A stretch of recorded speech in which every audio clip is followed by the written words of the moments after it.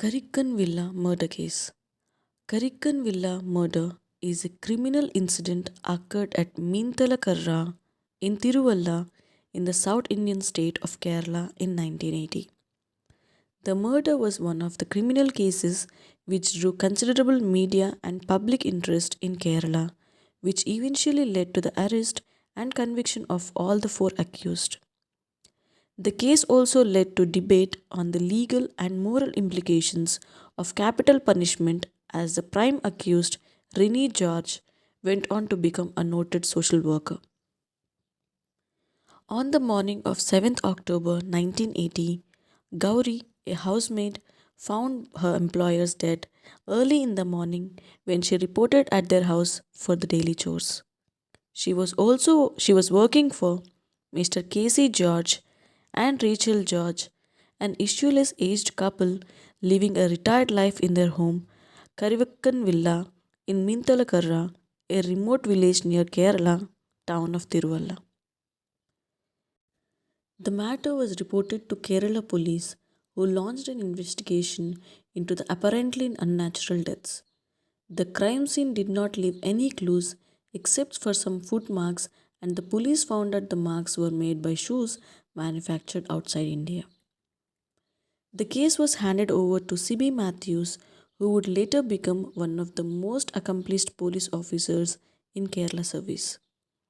On interrogation by police, the maid informed them that the couple expected one of their relatives, whom they referred to as Madrasail Mon, son from Madras, to pay a visit to them during those days. This led to the trial to Chennai, then known as Madras, and to Rennie George, a close relative of the murdered couple. Further investigations led to his arrest along with three of his accomplices: Gulam Muhammad Aka Chen from Mauritius, Gunashekaran from Malaysia, Kiblo Daniel from Kenya. It was also revealed during the investigation that Rennie George and his three accomplices were drug addicts.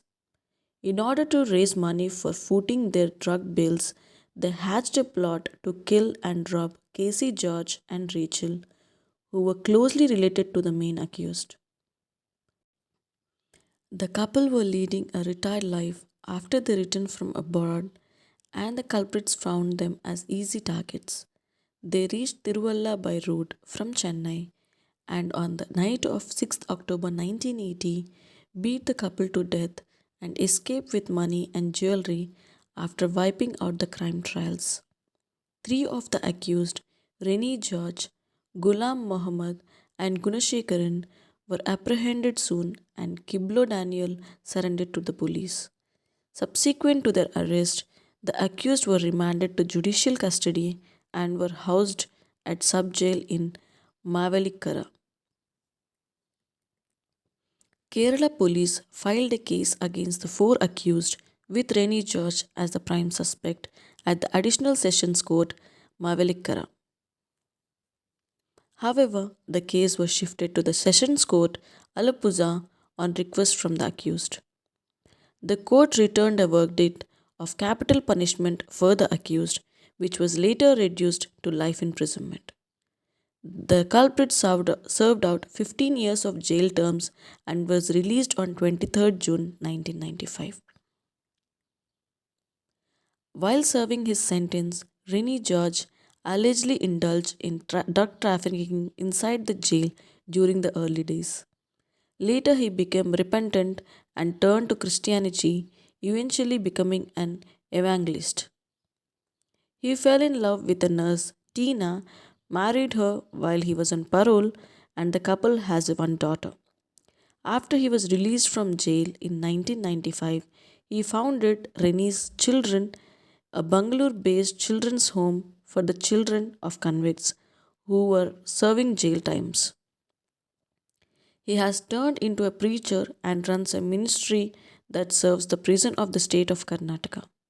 He has also founded the Bengaluru chapter of Prison Fellowship of India, a non governmental organization engaged in the correction, welfare, and rehabilitation of former and present prisoners and their families.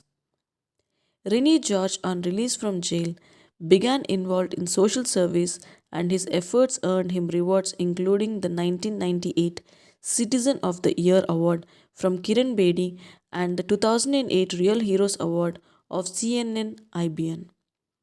The transformation of Rennie George gave credence to the arguments of the anti capital punishment lobby in India.